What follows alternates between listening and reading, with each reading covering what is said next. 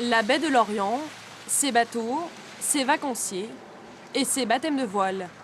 Premier geste, un peu crispé. On fait demi-tour maintenant vers là. Vas-y, vas-y, vas-y. Et comme sur beaucoup de bateaux, Et tu changes tout le de monde à côté. bord porte des gilets de la marque Plastimo. À chaque virée, Philippe le skipper y tient.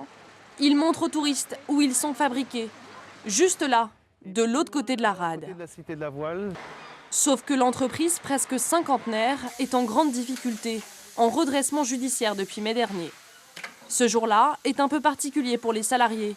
L'entreprise va fermer pour les vacances et ils ne savent pas s'ils retrouveront leur emploi à la rentrée. Monique travaille ici depuis 22 ans. Ça fait un effet bizarre. Est-ce que c'est la dernière fois que je fais ça? Peut-être. J'espère pas. Reprise ou liquidation judiciaire, le tribunal de commerce décidera le 23 août, en pleine période de congé des salariés. On part en vacances, on ne sait pas si on va continuer, est-ce qu'on va aller à Pôle emploi. Marché très concurrentiel, crise de l'industrie de la plaisance, seuls 5 repreneurs se sont manifestés. Et pourtant, Plastimo est un des leaders de l'équipement de bateaux.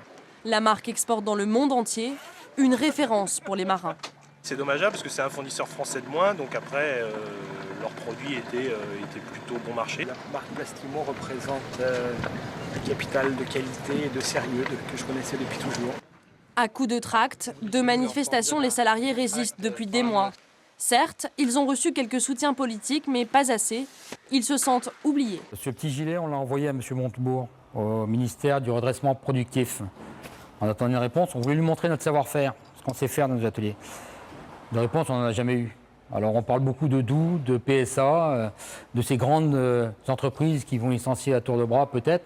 Leur combat est légitime, mais entre les deux, il y a des petites entreprises, des petites PME comme la nôtre, qui exportent, qui sommes créatrices de richesses, et derrière, on ne nous aide pas. Pour Plastimo, le temps presse. En plein mois d'août, les repreneurs cherchent à trouver des financements. Convaincre des investisseurs de parier sur une PME française, devenue incontournable pour les amoureux de la mer. Voilà, change de côté, va t'asseoir de l'autre côté.